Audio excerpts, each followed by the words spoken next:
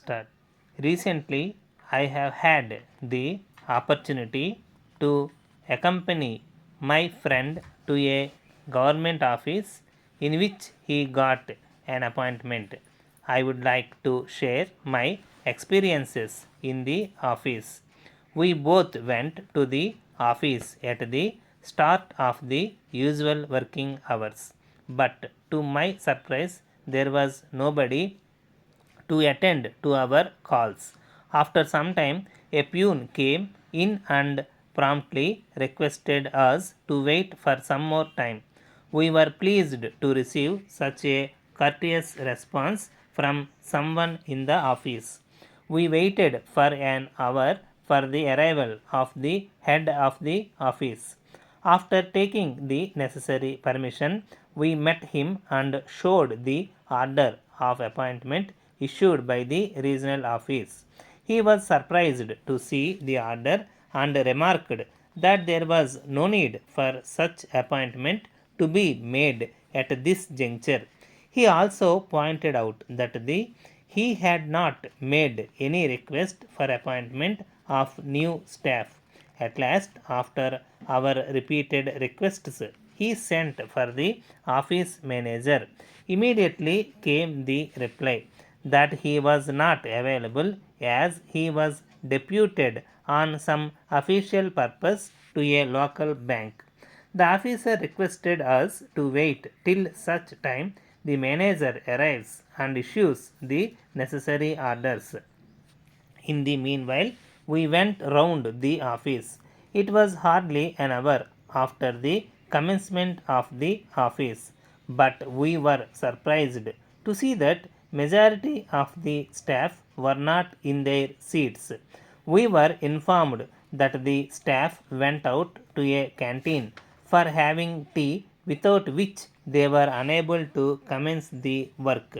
Even those who had restrained to go out were not prepared to take up their assignments. They were engaging themselves in discussing how the government would overcome the crisis. Every one of them offered their own solutions for the problem. Very soon, those who had gone out also joined them, and the discussions reached their peak. We were beginning to have a heavy heart. Suddenly, there was calm, and the office manager took his seat with a bank on the table. We approached the manager and showed the orders of appointment. He instructed the senior assistant next to him, who is in charge of the establishment matters, to prepare the order to be given to my friend. The gentleman took out a file, gave us an order in which one of the typists was appointed, and requested us to prepare a similar order, duly substituting my friend's name. As soon as we prepared the order, it period of years. Now we have to reverse the trend, and that is was lunchtime, and everybody was leaving for lunch. As we were also feeling hungry, we took out for a nearby hotel where we were joined by some of the office staff. We had a nice time during the lunch as everybody was kind towards my friend and happily invited him into their fold even before joining. After an hour, we were again before the office manager for the orders to be served. We were sent to the officer with the orders in our hands, and very soon we were out of the room. My friend made out a joining report and handed over the paper to the office manager. We arranged a small party on the occasion of the appointment, and everyone in the office enjoyed it and wished that my friend would be able to enjoy his life. We came out of the office in the evening with our hearts light, and we seemed to walk on air. My friend rushed to the house to inform his parents about his experiences on the first day. Sir, we have been witnessing during the last 2 years very unpleasant scenes in the democratic history of any country. It is a well known fact that the voter who is not influenced by any means which the political parties usually use during the course of elections has given his verdict, which unfortunately led to a peculiar situation in which no single party has got absolute majority.